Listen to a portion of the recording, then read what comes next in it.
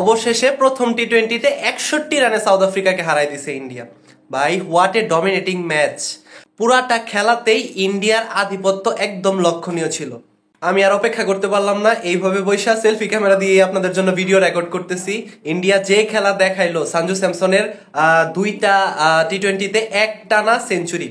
ইন্ডিয়ার প্রথম ব্যাটসম্যান হিসেবে সঞ্জু স্যামসন ধারাবাহিকভাবে দুইটা একটানা টি-20তে, মানে একটানা দুইটা টি-20তে সেঞ্চুরি করলো। এর আগের সেঞ্চুরিটা বাংলাদেশের সাথে করছিল, যেই ম্যাচে ইন্ডিয়া 297 রান করছিল, ওই ম্যাচে সেঞ্চুরি করছিল। আর আজকের ম্যাচে আবার সাউথ আফ্রিকার সাথে সেঞ্চুরি করলো।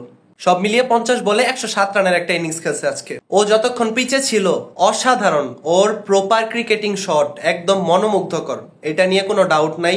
ও একদম প্রপার ক্রিকেটিং শট খেলে, ওর প্রত্যেকটা শট হচ্ছে প্রপার ক্রিকেটিং শট। তবে সাউথ আফ্রিকা শুরুতে কিন্তু অনেক ভালো একটা শুরু করছিল, কিন্তু শেষ পর্যন্ত এটা আর ধরে রাখতে পারে নাই। একটানা উইকেট যাওয়া শুরু করলো, মানে বারুণ চক্রবর্তী আর রাবি বিষ্ণয় মিলে পুরা সাউথ আফ্রিকাকে ধ্বংস করে দিছে। সাউথ আফ্রিকা আর দাঁড়ানোর কোনো সুযোগই পাইল না।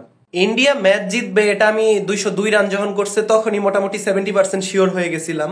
কিন্তু এইভাবে যে জিতবে, এভাবে আধিপত্য বিস্তার করে যে ম্যাচটা জিততে পারবে, এইটা আমি আশা করি নাই। এইটা আসলে সাউথ আফ্রিকার কাছ থেকে আশা করি নাই যে এইভাবে ম্যাচটা হারবে। বিশাল একটা ব্যবধানে ম্যাচ হেরে গেছে, 61 রান। 61 রানে ম্যাচ হেরে গেছে।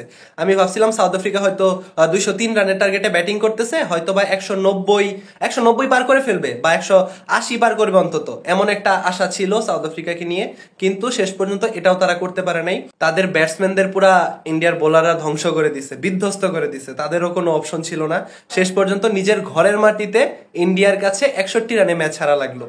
যাই হোক, পুরা খেলার যদি সামারি করতে যাই, সঞ্জু স্যামসন 107 রান করছে, তারপর তিলক বার্মার 33 আর সূর্য কুমার যাদবের 21 রান। এই রান ছাড়া কিন্তু আর কেউ ইন্ডিয়া রান করতে পারে নাই। এই তিনজনের রান দিয়ে মূলত 202 রানের একটা ইনিংস খেলছে ভারত। আর বোলিং এর ব্যাপারে যদি আসে, ইন্ডিয়ার বোলিং এর ব্যাপারে, সেক্ষেত্রে কিন্তু বারুণ চক্রবর্তী আর রাবি বিষ্ণয় পুরা মানে সাউথ আফ্রিকার ব্যাটসম্যানদের একদম ধ্বংস করে দিছে।